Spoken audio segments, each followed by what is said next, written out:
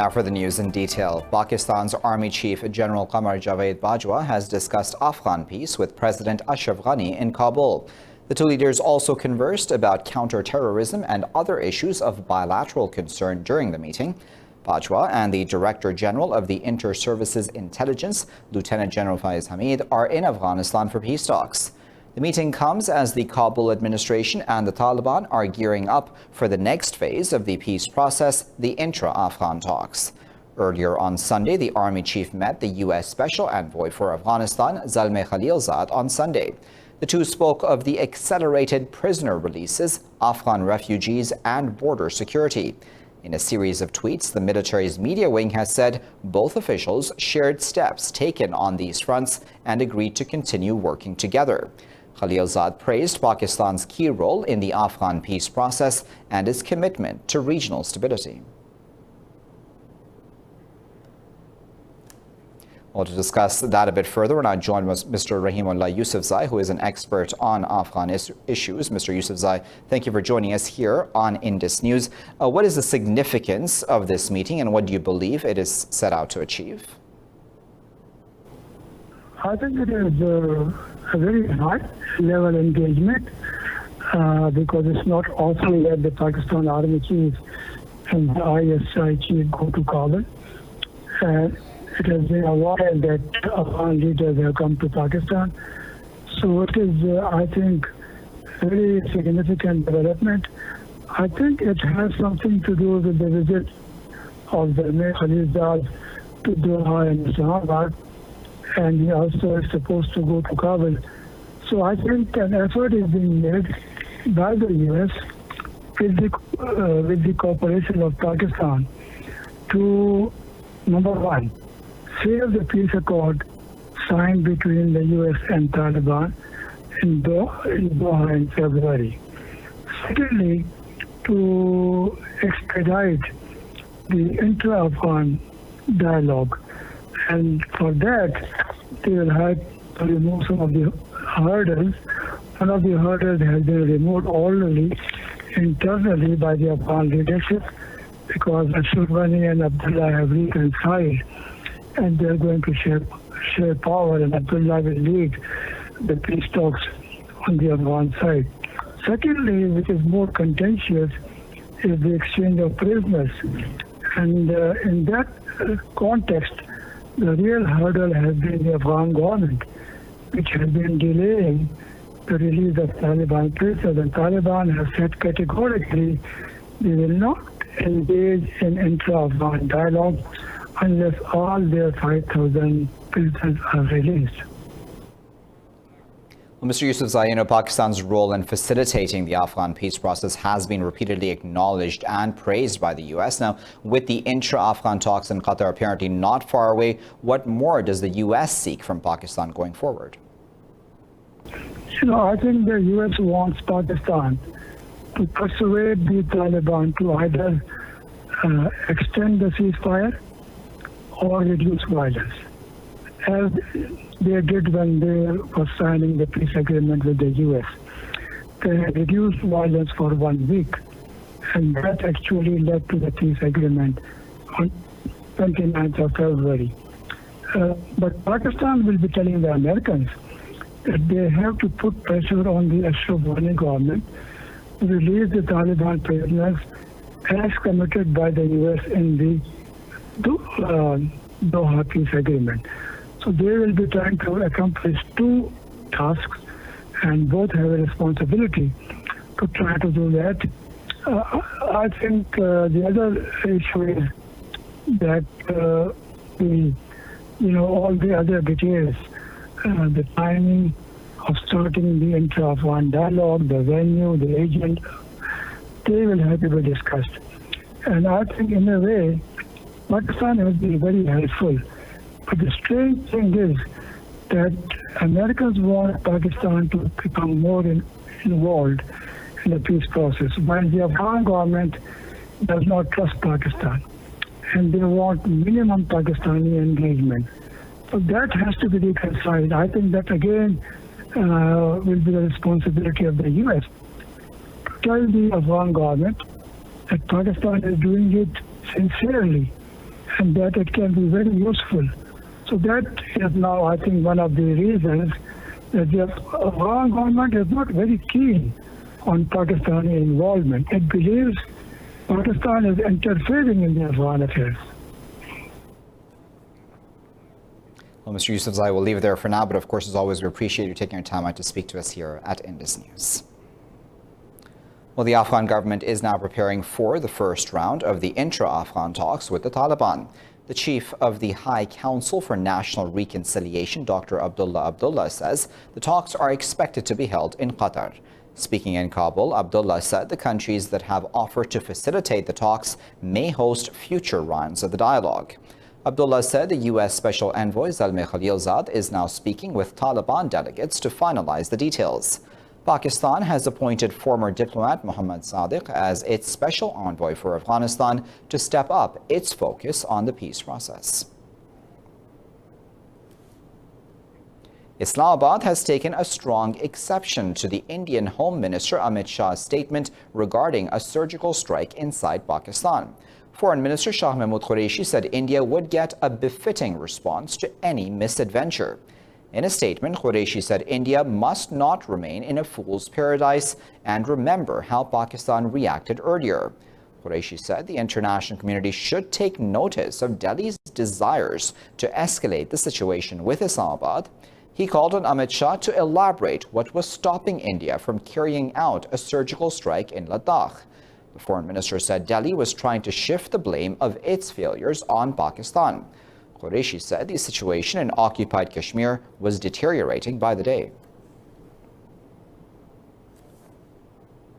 In Brazil, 679 more people have died from COVID-19, with the tally crossing 37,000. The U.S. has recorded 477 deaths in the past 24 hours, taking the toll to nearly 111,000. Worldwide, the death count has crossed 406,000, while infections are over 7.1 million. More on that now in this report. The number of global deaths and confirmed cases of the new coronavirus continues to soar, with no immunization in sight. But President Donald Trump is heading for a speedy reopening of the U.S. economy despite warnings of a second wave. The state of California says it can reopen cinemas by Friday if people follow guidelines to curb the spread of COVID-19. The World Health Organization has warned that the pandemic situation in Central and South America is the most complicated. What we're seeing from Mexico all the way through to Chile is an increasing pattern across the Americas, across Latin America, with some notable exceptions. But I think this is a time of great concern. It's a time in which we need strong government leadership in Latin America. While the debate over COVID-19 lockdowns continues, a study has revealed the lockdown saved more than 3 million lives in Europe. In Indonesia, Jakarta's governor Anies Baswedan said he is confident that coronavirus is under control to safely reopen the capital. Russia, too, has allowed people to resume international travel despite a surge in cases across the country. A government decree was signed which will give Russian citizens the opportunity to leave the country to care for sick relatives living in other countries as well as those travelling for work or study. It would also be possible for Russian citizens who need to get medical treatment abroad. After New Zealand, Tanzania has also declared that the East African country is COVID-19 free. President John Magufuli attributed the claimed success to prayers and fasts that the citizens have offered to God. Pakistan has reported its highest single-day death toll from coronavirus with 105 fatalities. This takes the tally to 2,172. The health ministry says the number of cases in the country has risen to more than 108,000 as 4,646 tested positive overnight. The ministry said 35,018 patients of coronavirus have recovered so far. Officials said the province of Punjab has reported over 40,000 cases, while Sindh has reported more than 39,000 cases. The U.S. has invited China to the latest round of nuclear talks between Washington and Moscow. In a tweet, U.S. President Donald Trump's envoy for arms control, Marshall Billingsley, said Washington expects Beijing to show up and negotiate in good faith. This comes as the decades-old nuclear arms agreement between Washington and Moscow, the New START Treaty, is set to expire in February. The Trump administration remains keen on involving China in the trilateral dialogue, despite Beijing's stated lack of interest. Earlier on Monday, the Russian Deputy Foreign Minister Sergei Ryabkov said the White House was obsessed with China. Russia and the U.S. are estimated to possess thousands of nuclear weapons. China is said to have the world's third largest nuclear arsenal, with about 300 nukes.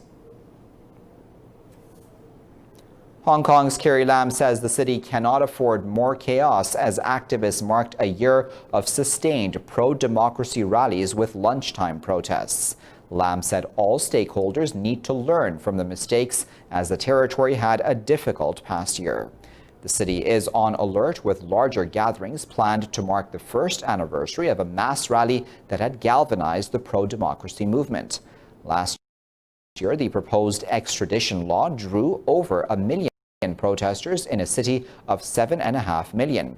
Lam later withdrew the bill, but it triggered months of often violent protests over concerns regarding the city's autonomy. Demonstrators have returned to the streets after Beijing proposed new national security laws, which activists fear will further undermine freedoms. Taiwan says it has warned off several Chinese Sukhoi 30 fighter jets that briefly entered its airspace. The Defense Ministry Air Force jets drove away the intruders into its air defense identification zone to its southwest. China has never renounced the use of force to bring Taiwan under its control, which Beijing claims as its own. Beijing remains suspicious, of Taiwan's President Tsai Ing-wen, accusing her of being pro-independence, an allegation that Tsai denies. Meanwhile, the U.S. has also ramped up its presence near the island with semi-regular Navy expeditions through the narrow Taiwan Strait. Washington remains Taipei's strongest supporter and main arms supplier, despite having no formal diplomatic ties. South Korea says it will continue to abide by the agreement with North Korea. This comes after Pyongyang did not answer a routine daily call to the Inter-Korean Liaison Office.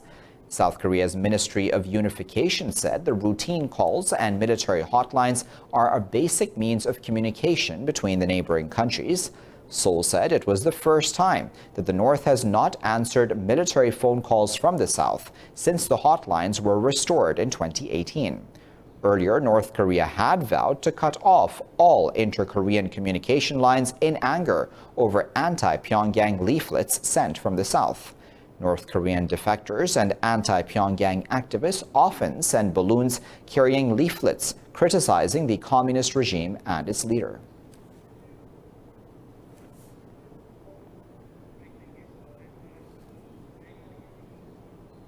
I'll be back after this break with plenty more news. Stay tuned.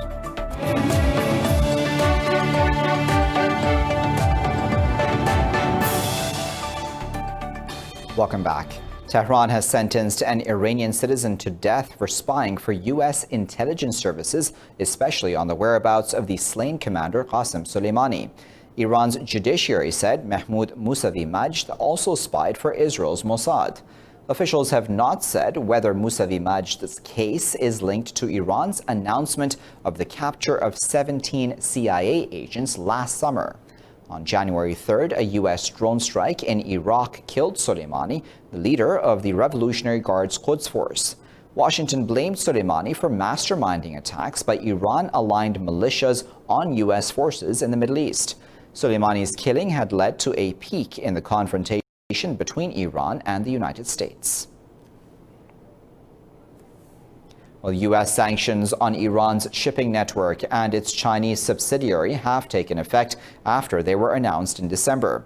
Washington accused the shipping network of supporting the proliferation of weapons of mass destruction. Secretary of State Mike Pompeo has threatened curbs on anyone working with Iran's shipping lines and its Shanghai-based subsidiary, SEOUL Shipping Company. He said any entities involved with the networks risk contributing to Iran's proliferation-sensitive programs. Pompeo has asked governments around the world to investigate activity by the shipping entities in their ports and seas.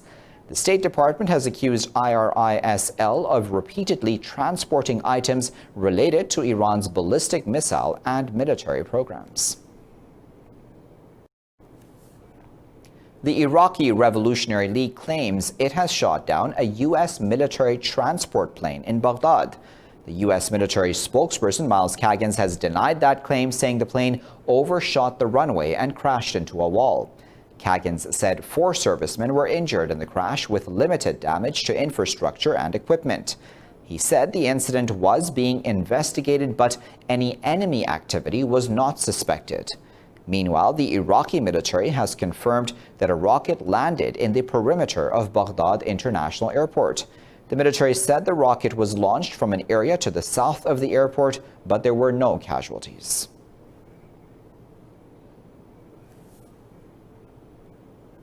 In the U.S., thousands have braved sweltering heat to bid farewell to George Floyd, whose death in custody ignited worldwide protests against systemic racism and police brutality. Demonstrations have continued for the 14th day as demands to defund or abolish police departments gather force. In Minneapolis, a judge has raised former Minnesota cop Derek Chauvin's bail to $1.25 million, with his second court appearance scheduled for June 29th. Elsewhere in Washington, congressional Democrats have introduced sweeping legislation to reform and restrain the under-fire police department. The legislation proposes to make lynching a federal hate crime and allow public to sue law enforcement for damages, ending the legal doctrine of qualified immunity. The bill will also ban chokeholds, necessitate body cameras, restrict the use of lethal force, and facilitate independent probes of police misconduct. Minneapolis Mayor Jacob Frey has echoed U.S. President Donald Trump's rejection to defund the police. We need to see a culture shift in the department. A big part of seeing that culture shift through is being able to both discipline as well as terminate individuals who have had some form of wrongful conduct. That needs to happen. And so if the question is, if we're reimagining entirely what the Minneapolis Police Department looks like, I am entirely in favor of it. However, as I've mentioned previously, I'm not for abolition of the police department. In Kenya, protesters have staged a demonstration against police brutality, demanding justice for victims of extrajudicial killings. This comes after a police watchdog said officers were involved in the killing of at least 15 people since a coronavirus curfew was imposed in late March. The crowd in Nairobi included youth and mothers who carried signs with the names of people killed in police operations in recent years. Others held placards reading slogans like "Our life is priceless," "Save our future," and "Never again." Protesters concluded their demonstration at Moyo's house, calling for reforms.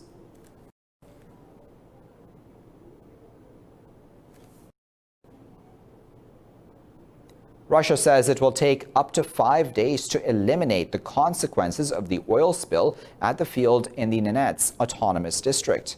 The press service of the regional government has said the spill has a water content of 90% with a contamination area of 50 square meters. The government said such a quantity is not assigned to municipal, regional, or federal categories. It said the well has been closed in and the oil company is taking measures to clean the territory and perform remedial work. Earlier, Russia's Ministry of Emergency said 10 tons of oil products were spilled in the Nenets district. The incident occurred at the Yuzhvenko oil field owned by OOO Polar Light Company. An airliner carrying Iran's humanitarian aid in context of COVID-19 has landed at Caracas airport. Iran's ambassador to Venezuela, Hujjatullah Sultani, said the assistance will strengthen Venezuela's response to the pandemic. This follows a relentless U.S. sanctions program against Venezuela's president, Nicolas Maduro, to oust him from power. Sultani said Tehran, Caracas, and other revolutionary nations should unite against Washington. The American National Bureau of Economic Research has officially declared that the U.S. has entered an economic recession. The ruling puts a formal end to what had been more than a decade of economic expansion, the longest in U.S. history. The U.S. economy contracted 5% in the first quarter of the year as the country deals with the COVID-19 fallout. In a statement, NBER said an unprecedented decline in employment and production warrants this designation. The Bureau typically defines a recession as an economic contraction that lasts for more than a few months. It has declared 12 recessions since 1948, the longest of which was the Great Recession, which lasted 18 months from December 2007 to June 2009.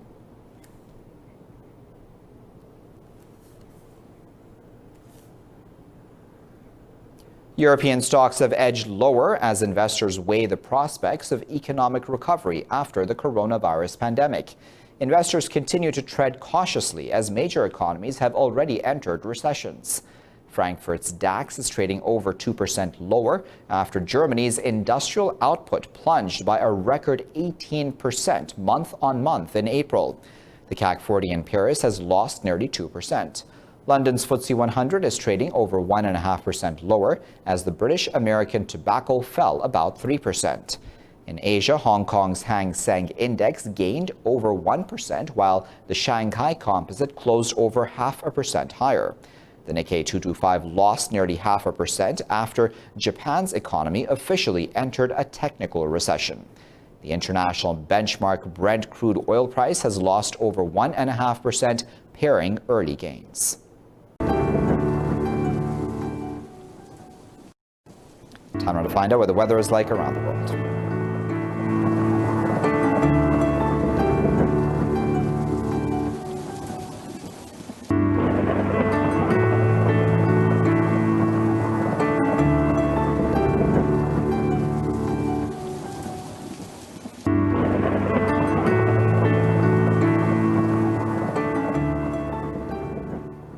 For the latest updates on these and other stories, you can always follow us on our social media at Indus.News. Thanks for watching.